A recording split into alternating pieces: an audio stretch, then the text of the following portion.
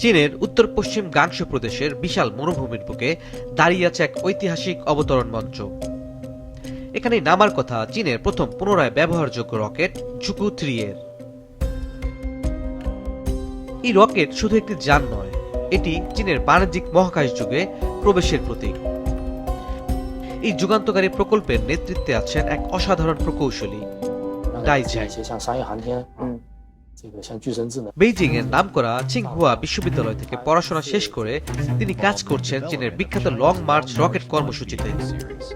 পরে তিনি যোগ দেন বেসরকারি মহাকাশ কোম্পানি ল্যান্ড স্পেসে। সেখানে শুরু হয় এক সাহসী স্বপ্ন, স্পেস এক্স এর মতো পুনরায় ব্যবহারযোগ্য রকেট তৈরি করা।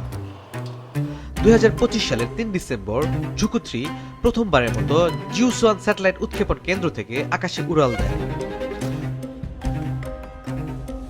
লক্ষ্য ছিল কক্ষপথে পৌঁছে প্রথম ধাপের রকেটকে নিরাপদে পৃথিবীতে ফিরিয়ে আনা। উৎক্ষেপণ সফল হয়, কিন্তু অবতরণের সময় রকেটটি যথেষ্ট গতি কমাতে না পারায় সম্পূর্ণ সফল পুনরুদ্ধার সম্ভব হয়নি। তবুও ডাই ঝ্যাং এটাকে ব্যর্থতা নয়, শেখার ধাপ হিসেবে দেখেন। তার ভাষায় এই ফ্লাইট ছিল চীনের প্রথম অরবিটাল রকেট রিকভারি প্রচেষ্টা।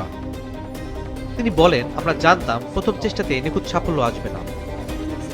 ঝুকু 3 এর সবচেয়ে বড় প্রযুক্তিগত শক্তি হল এর তরল অক্সিজেন মিথেন ইঞ্জিন। এই ইঞ্জিন শুধু শক্তিশালী নয়, পরিবেশ বান্ধব এবং পুনরায় ব্যবহারের জন্য আদর্শ। এর আগের প্রজন্ম ঝুকু 2 ইতিমধ্যেই ইতিহাস গড়েছে বিশ্বের প্রথম লিকুইড অক্সিজেন মিথেন রকেট হিসেবে কক্ষপথে পৌঁছে। ডাই ঝ্যাং বলেন, একজন গ্রাহকের কাছে সবচেয়ে গুরুত্বপূর্ণ বিষয় হল স্যাটেলাইট ঠিকঠাক কক্ষপথে পৌঁছানো, কিন্তু একটি বাণিজ্যিক রকেট কোম্পানির জন্য পুনরায় ব্যবহারযোগ্য প্রযুক্তি মানে খরচ কমানো, দ্রুত উৎক্ষেপণ আর ভবিষ্যৎ মহাকাশ অর্থনীতিতে নেতৃত্ব।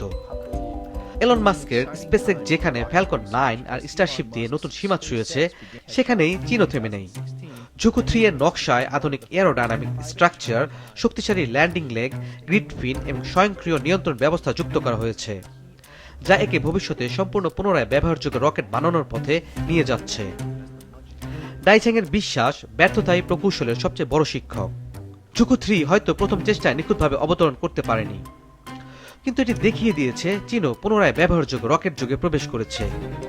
আর এই প্রযুক্তি যুদ্ধের সামনে দাঁড়িয়ে আছেন ডাই ঝ্যাং এর মতো স্বপ্নবাজ প্রকৌশলরা, যারা আকাশ ছুঁতে নয়, আকাশ জয়ের জন্যই জন্মেছেন।